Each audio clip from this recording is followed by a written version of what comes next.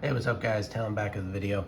I wanted to make a video today. I got an MSI GP66. I got this off Newegg.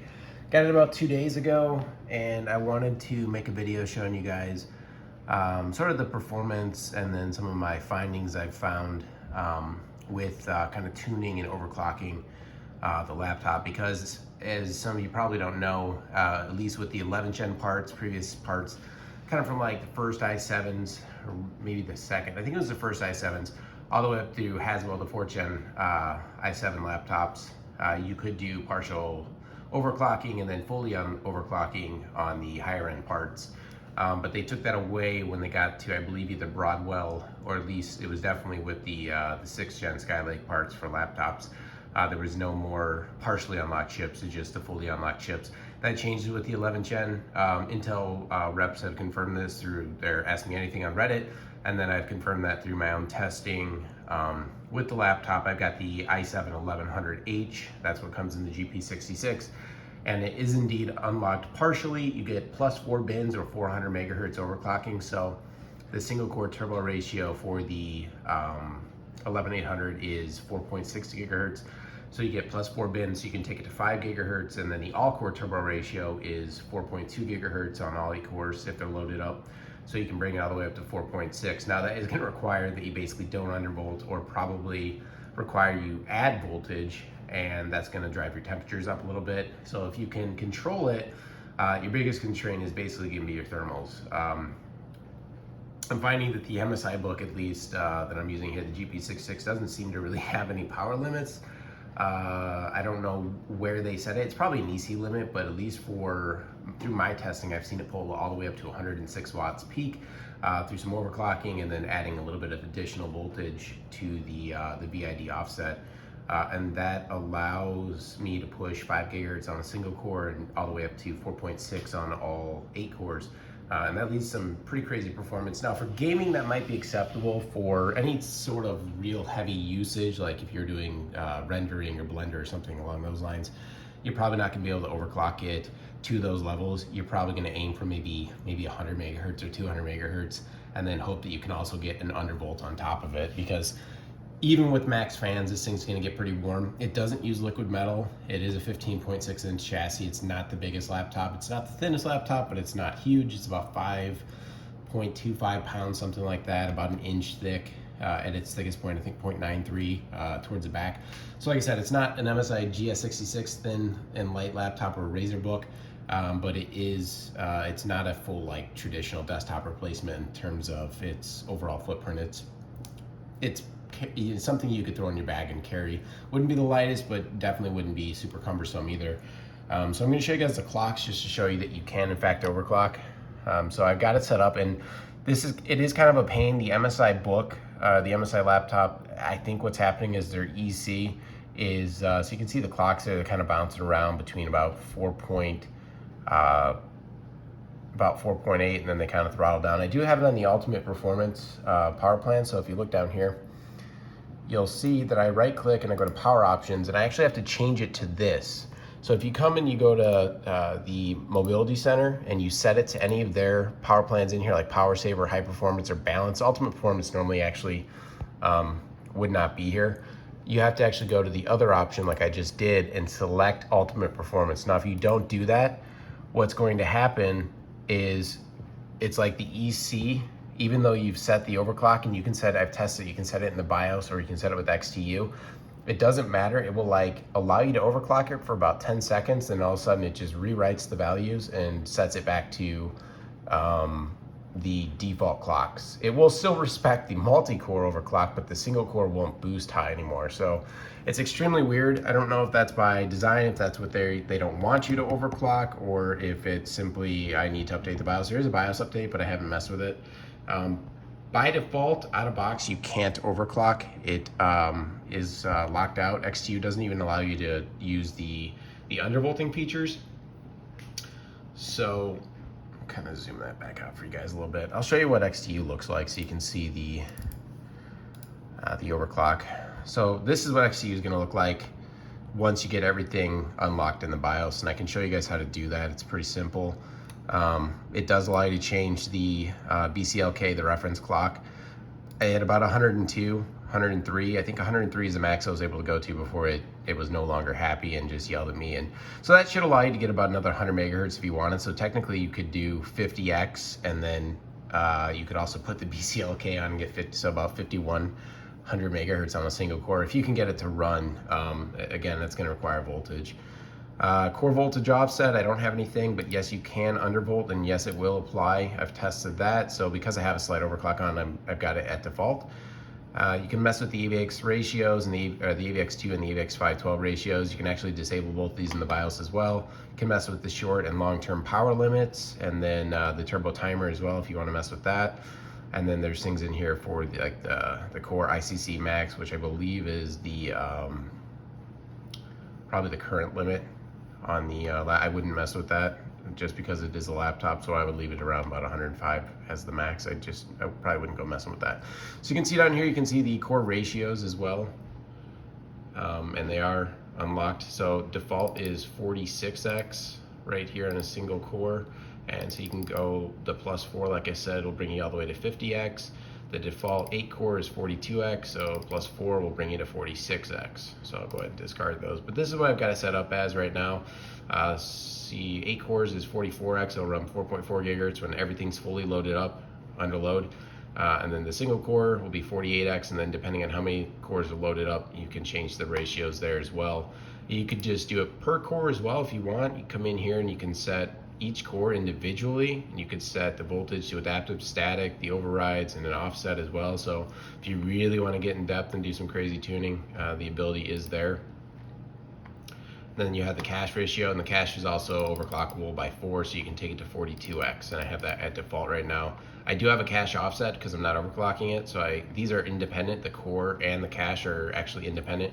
The core is tied to the GPU, which I guess I don't have showing here, which it was showing the other day. I was actually able to, that's interesting. I was actually able to overclock the GPU, but it might be something that I haven't unlocked in the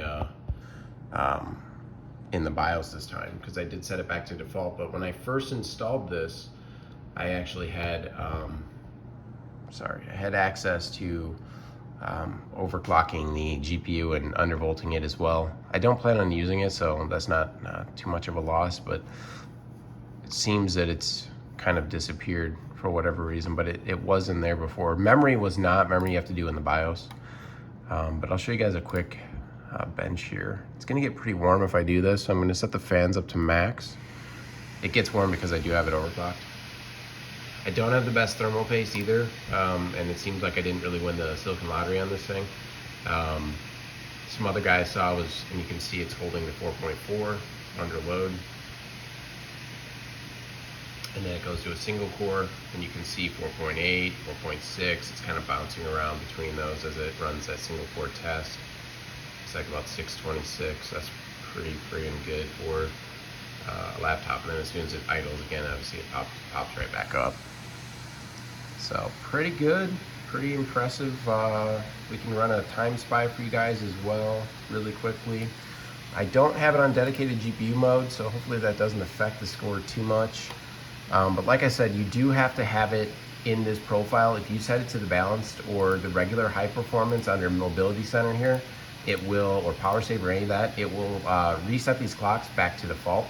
And then to get it back, what you'd have to do is go back to the ultimate performance, go back into Intel XTU, and then change a variable, like a single variable. If you go to like 43x, apply, and then that would fix it. And I'll go back to 44x, apply, and then you can see, you know, my clocks are still valid and doing what they're supposed to do. So. Something else I want to show you guys is you can see I actually hit 91 on the core package on a single, actually I don't know where it hit it because none of those cores are showing 91. The highest I hit is 89, 82. So you can see it gets pretty toasty. I want to show you guys one more thing. So default out of box, what you're going to have for the memory, you can see the memory here. Let me refocus camera. there's the memory timings and the actual memory. So 16x or 1600 megahertz, so it's double data rate, so it's running 3200 megahertz RAM, that's default.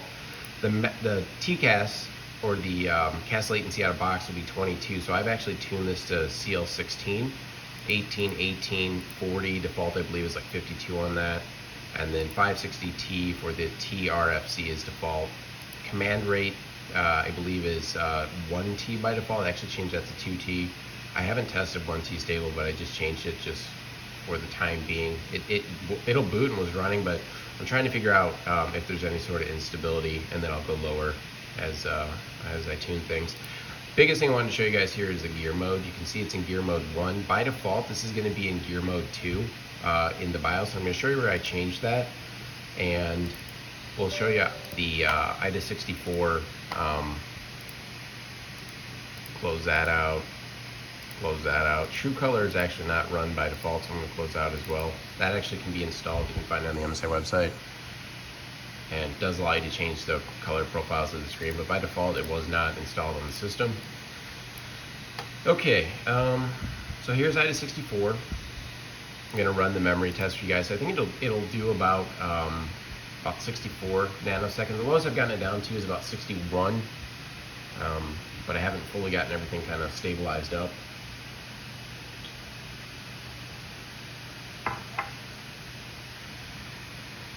The latency out of box is about 93 to 95 nanoseconds of latency in gear 2. So by changing it to gear 1, you get a significant drop in latency, and that's going to lead to really good performance in CPU limited situations when you're gaming, like CSGO, Valorant, Modern Warfare, things like that, or Warzone. So you can see we got about 63 nanoseconds, so really good. I'm going to show you guys real briefly what I got when it was out of box. See if I can find it here. Okay, just by changing it to gear 2 mode, you can see here without changing any of the timings, this is not out of box, this is just changing it to gear 1 from gear 2 at CL22. But you can see gear 1 brought me down to 73.9, and now if I went back to what it was out of box, this is probably it here. No,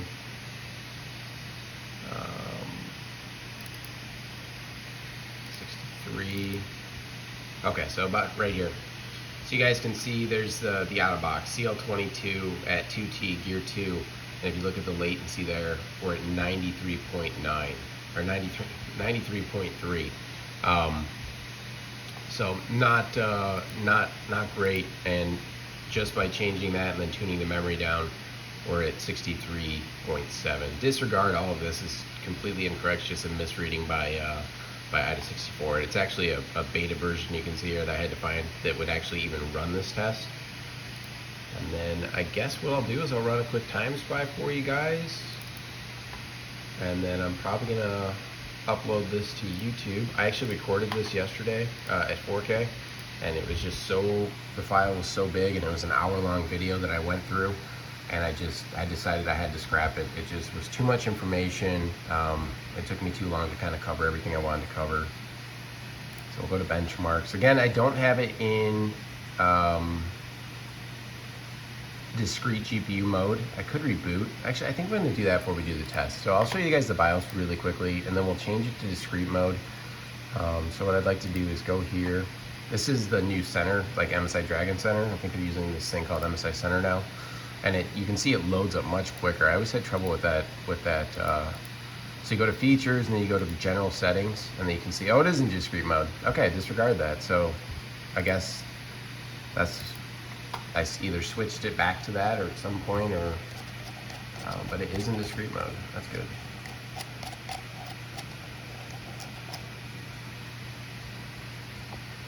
Let's see if I can get this in to stay. I'm using the world's worst stand that I bought on Amazon. It's like this cheap tripod leg thing, and it's really, really bad. I can't get it to just, like, I don't know, stop. I just kind of leave it. There we go. All right, so I'll run it for you guys real quick. Make sure it's not going to put on the test. And actually, I'm going to open up MSI Afterburner as well, just so you guys can see the I'm not overclocking the GPU or anything. You can see that, close that. You can see everything's at 0. The only reason I'm opening it is so you can see the speeds and the specs and everything on the screen. All right, let's run it. So we're at 15 minutes. Let's see if we can get this done in 20 minutes. I'll show you guys really quickly what you have to change in the BIOS if you want to overclock. You know, do so at your own risk. Anything happens, you're responsible. MSA may not cover you for your warranty, blah, blah, blah. Now, if anything, if you overtune the memory or something's not stable, the worst that's going to really happen is that the system is going to reboot and it's going to default everything back to the system default. So your memory tuning, the gear ratio will stay, but the memory timings will change, and then also your I think the overclock, yeah, the overclocks will all reset, and so will the like your power limits and things. So you guys can see in the top right corner here, we got about 1635 megahertz on the core, and that's, again, by itself, it's pulling 135 watts, so it's a 135 watt part, and it seems to be boosting to that no problem. You can see we're getting about 4 overclocked here, about 4.4 all core up to about 7 or 8 that I've set in there. Looks like about 4.7. Nope, it went up to 4.8. So 4.8, CPU's pulling 24.3 watts, and you're getting really good performance. Obviously, once this goes to the physics test and CPU test, it's going to drop down to 4.4 gigahertz on all cores.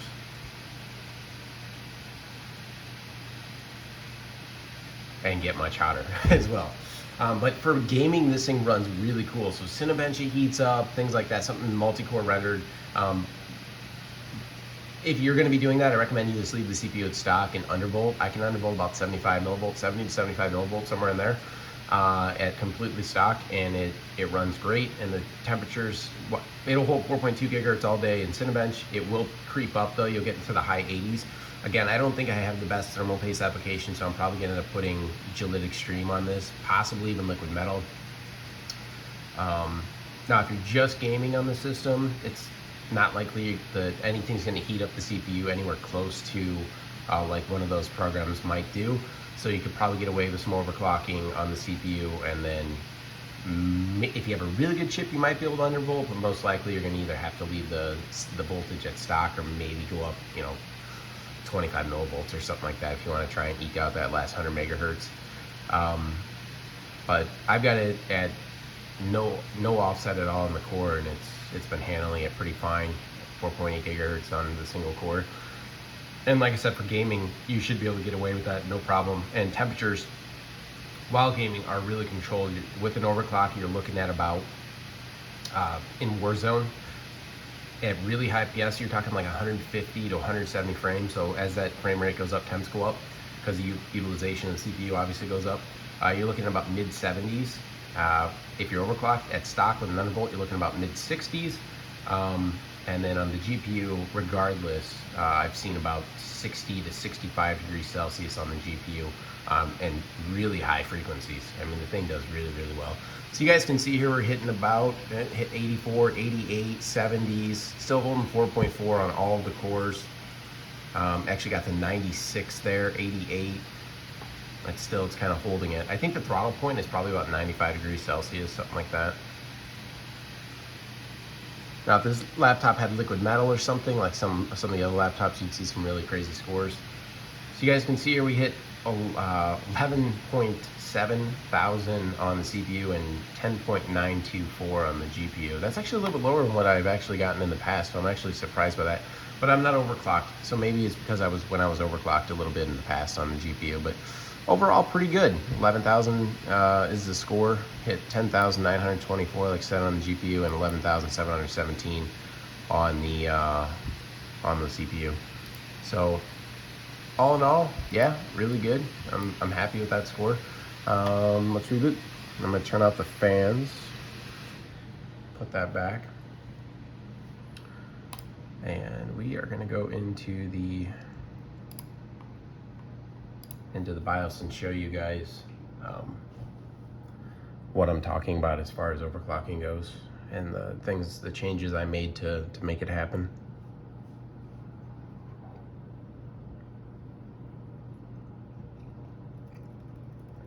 So hit delete as soon as it's kind of booting up there.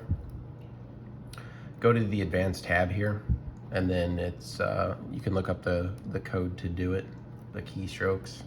I'm not going to put that out there in the video, but it's easily Googleable. Been posted many times. Most of you probably know what it is. Okay, so I don't think there's anything I need to change right away at the top. No. So the first thing I would change is go down to your CPU information, and at the bottom, actually that may not be where it's at, so it's not in there. Power and performance rather, CPU, and then just hit the up arrow and it goes to the bottom. You'll see this thing, config lock configuration. They've kind of changed it a few times. Both of these are enabled by default. They need to be disabled. So the config lock and the overclocking lock both need to be disabled. And then I have overrides set here. Normally, if you want to overclock in the BIOS, so what I did next to you would work here as well. You can make the changes here for the core ratios. It's really hard to read because everything kind of overrides itself, or kind of writes over itself because like they didn't like make the window bigger enough. But you can see that ratio in there that you could change. I don't think we need to change anything in here. Haven't messed with anything. No. All right, so that should be it there. Just make sure really quick. Nothing had changed. No. Okay, then go to the system agent, and the only thing you're going to need to change in here is just the memory configuration. And then up arrow again, just to go to the bottom, and you're going to find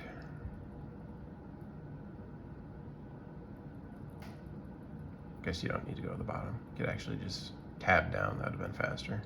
So arrow down from the top instead of going to the bottom.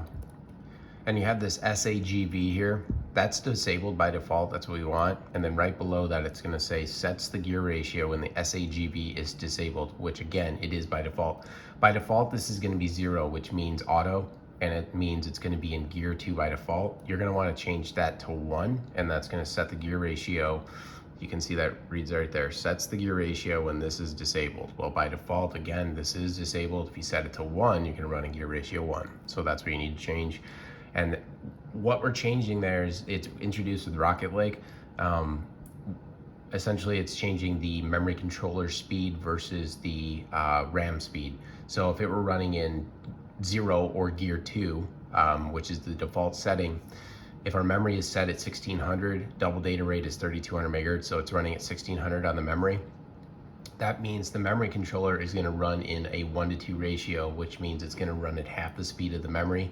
So it only runs the memory controller at 800 megahertz versus 1600 megahertz when it's in gear 1, which is 1:1 ratio, so they match. Memory speed 1600, memory controller 1600, and that's why I'm getting a much lower latency when I do that test. So you really want to change this, because the only time you'd ever really run in gear 2 is on a desktop, and you'd be running super high memory speed. So say like 6,000 to get a memory controller speed of 3,000 or something along those lines. So we can't run 6,000 megahertz memory on a laptop, so you need to change this to gear 1 if you want the best performance. Not all laptops are going to be able to change this. MSI is the only one that I know of that has the accessible advanced/hidden BIOS. So hopefully they never take this away, because I'll probably stop buying the laptops if they do. But that's what you want to change. Something to note when you do change that, it is going to increase your system agent voltage from about 0.7 to about 0.9. In terms of changing temperatures, that isn't really going to change your temperature, so you don't really need to worry about it. We're talking like a degree or two. Now you're going to go into the memory tab, scroll down, and you're going to see by default this is going to be set to default profile. Change that to custom, and then that's going to unlock these. I haven't been able to get the ratio above 24, so you're stuck at 3200 megahertz. I don't know if it's a hard limit or if I just need to change some voltages and mess with some things to actually get it to go above 3200, but for now, I'll leave that at 24. The cast latency I've changed to 16. The TRCD, TRP I changed to 18, and the TRAS I changed to 40. And then the TREFI, the max, obviously on desktop you would max it out, but on here about 20 or 30,000. 20,000 has been working for me, so I've changed it to that. And then the N node, which is the 1T or 2T, command rate, it's by default at 1. Again, I changed that to 2. It is a little bit slower, like 1 or 2 nanosecond, but I haven't tested if that's stable while I'm also increasing the cast or decreasing the cast latency. So I'm leaving that at 2 for now, and I'll mess with it later. Memory voltage, you can change it, but I don't, it's never actually done anything in the past, and I still think it does nothing. You might be able to mess with that and get it to override, but I've never been able to get it to override beyond 1.2 volt. If we could go to like 1.3, things would heat up. For 1, the memory would, and 2, you'd be able to get higher clocks, but again, I haven't been able to do it. So that's all I changed in there, guys. And then let's go back to the main menu. Now you're back on the advanced menu, and you're gonna go down to the overclocking performance menu. Overclocking feature by default will be disabled. You need to enable this. And then obviously there's more overclocking features in here that I haven't completely messed with. Some things like I wouldn't mess with this boost VRF voltage. It looks like you can set it to 1. I don't think I would go messing with that. I haven't tried it myself yet. I wouldn't mess with the speed optimizer. It seems like an automatic overclocking thing. So it's by default unsupported. You can enable it, but I don't know if it does anything. So I haven't messed with any of that. Just go to processor and then set these overrides to 50, because you're not gonna be able to go beyond it anyway. So just set 50, so the max overclock ratio, and then all the individual cores you can set to 50, and then nothing else you need to change in here. If you want to undervolt in here, you could change the undervolt here by setting that to a minus sign, and then 50, 100, 75, whatever you want to set that undervolt to. You could do it in the BIOS as opposed to doing it in XTU. You could also do that for your ring, which would be right here. And you could also overclock the ring here, set the max ratio for the ring there, blah, blah, blah. And then GT, like I said, that was showing in the XTU originally for me. For whatever reason, it's not now, but you could overclock and undervolt there as well. And then I haven't messed with any of these aux voltages. This actually probably be for like, no, you would want to leave those alone. You don't need to mess with those, the in voltage. Leave that alone.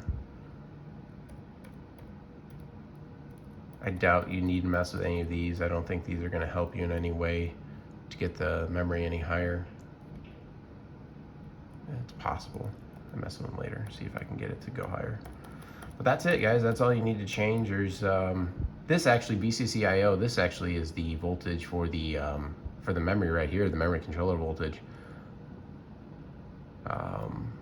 It doesn't say that there, but that's what it is. It controls the input output, and it's the actually for the memory controller. That and system agent are the two you'd need to change to get higher memory clock. So I wonder if I could change this 0 to 200 millivolt. I'm assuming it just like 20 would be 20 millivolt then.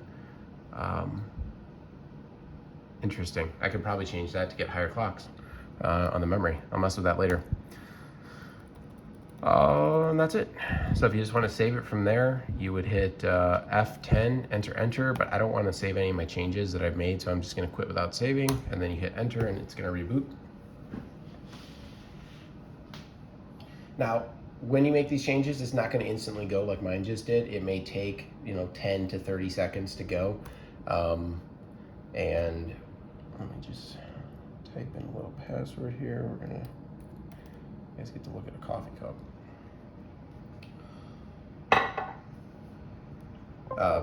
If it doesn't work or you set something that's not stable, what's going to happen is it's going to sit there for about 30 seconds to 60 seconds. It's going to start, shut down, start up again, and then it will reset.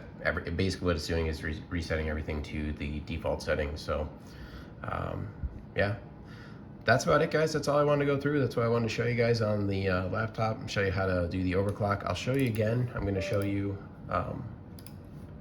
that the system's probably going to override my power settings here, because by default it goes to balanced. You can see it's unbalanced. So my overclocks aren't going to be working. At least they are not supposed to be working. You're going to see what it's going to do here. They're going to work for about 1 minute, and then something in the system is going to reset it. So I'm going to show you guys. I don't know exactly what's occurring yet. I haven't figured it out. You'll just see everything go to 800. and then it like will just change my boost clocks.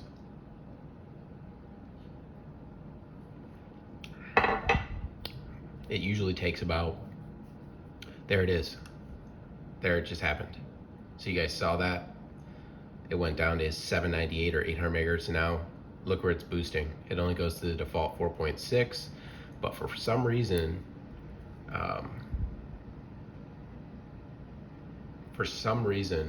it will still do my all-core overclock.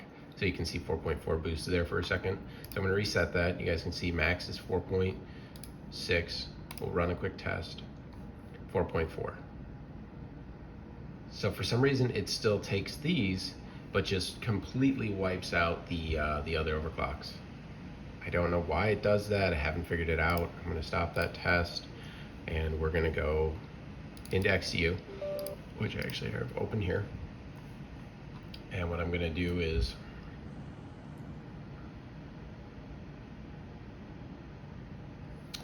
show you guys really quickly. I'm gonna change that power option, like I said, to the, open the right one, power options. Again, select ultimate performance. There, come back, and you can see it hasn't changed anything over here. They're still stuck. So if I come over here and I change this to 43, apply it, now, there it is. Now they work, and they'll stay until I reboot. Change it back to 44, close out of XTU, and you guys can see it's holding the overclocks.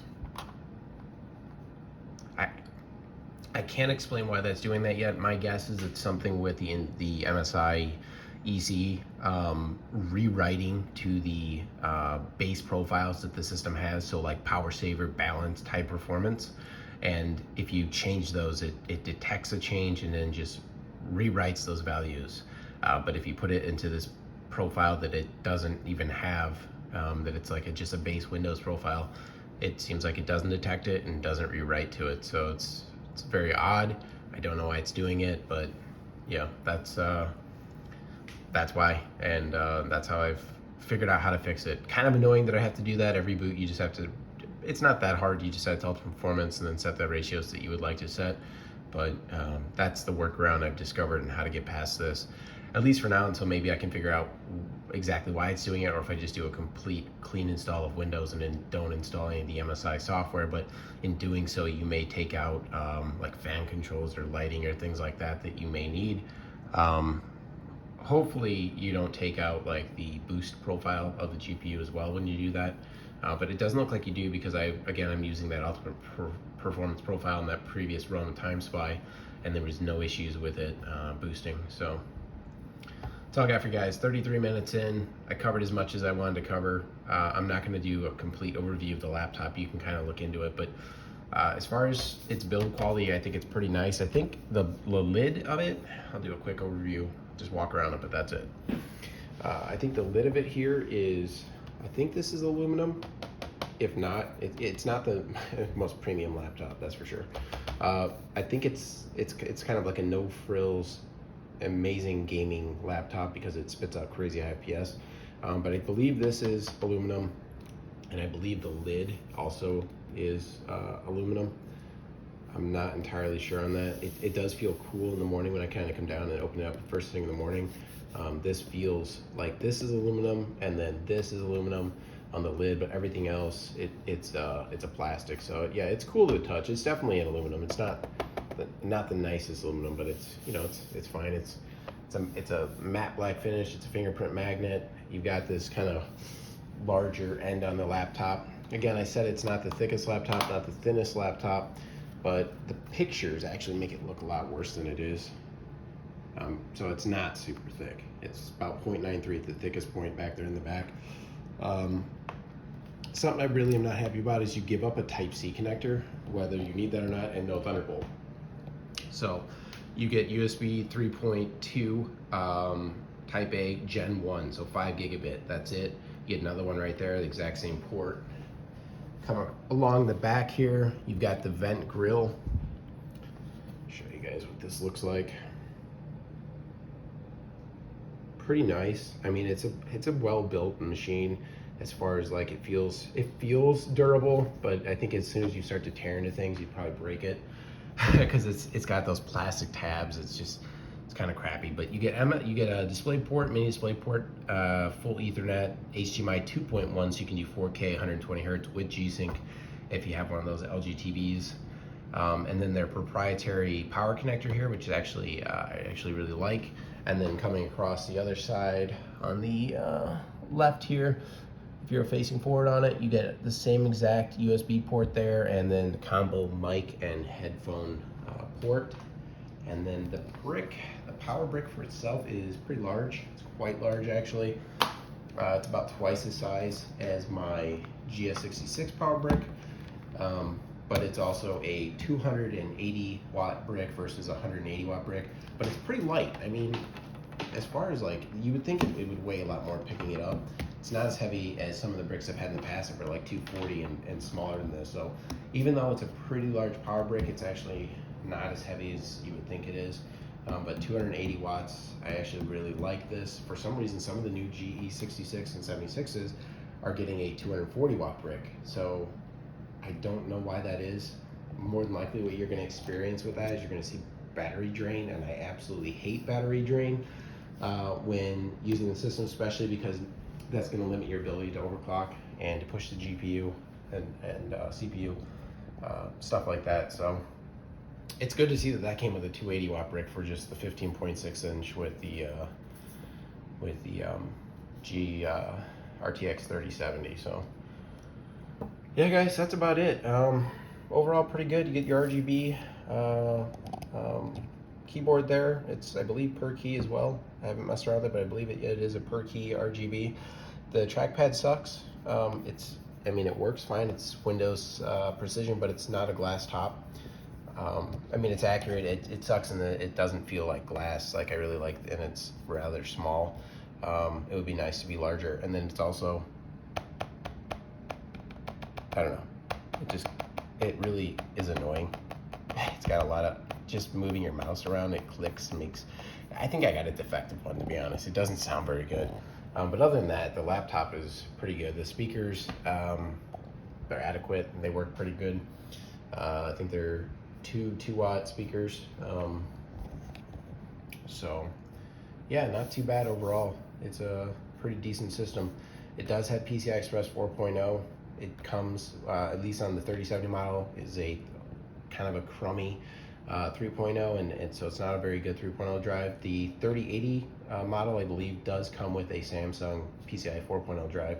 If I had known that, I may have honestly just sprung for the 3080 knowing that information. But you know, overall, I'm pretty happy with this. You can get it at Newegg. It's in stock right now. Yeah, if you guys want to see anything else, any other videos, maybe some Warzone or something like that, just let me know in the comments. All right, I'll catch you later. See ya.